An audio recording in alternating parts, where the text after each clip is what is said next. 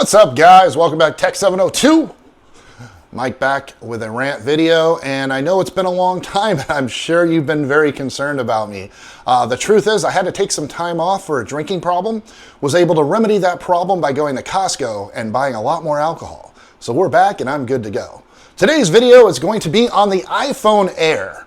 Now, before I give you guys my take on that, let's check in on YouTube and see kind of what people are saying in the reviews.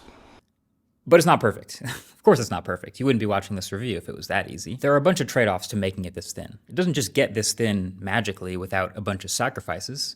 Now, obviously, we've talked about the potential drawback of battery life, but you've also only got a single camera system. That the iPhone Air has one speaker.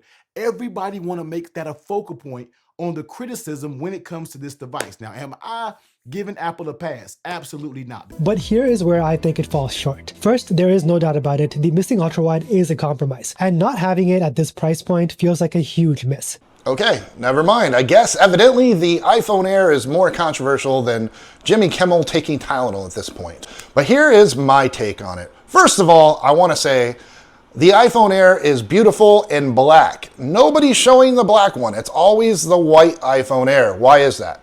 I'm not going to say it has racial undertones to it, but I do know conservatives have been referring to it privately as the DEI phone.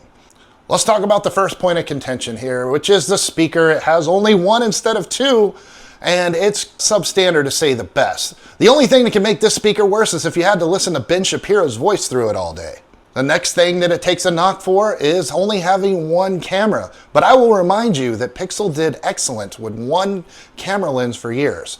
In fact, the only people that are really pissed off about it having one camera is the NSA, because they have two less sources to take your data from. Battery life. Obviously, a smaller phone is going to have a smaller battery. The battery life is fine as long as all you need to do is do speed tests for 8 hours a day, which you may end up doing because the phone also does not have a millimeter wave 5G modem in it.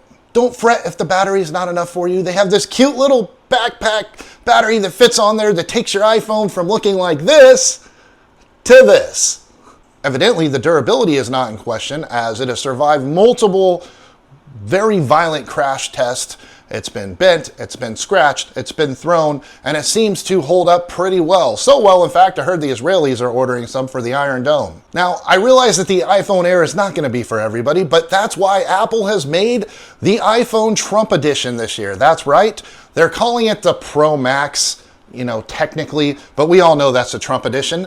It's big, it's fat, it lags sometimes for no reason, and bonus is it has an autocorrect that just suggests words that make no sense during a sentence. At the end of the day, the iPhone Air seems to be an excellent value. If you take just a little bit of compromise, you'll end up with a better deal than Travis Kelce and his prenup.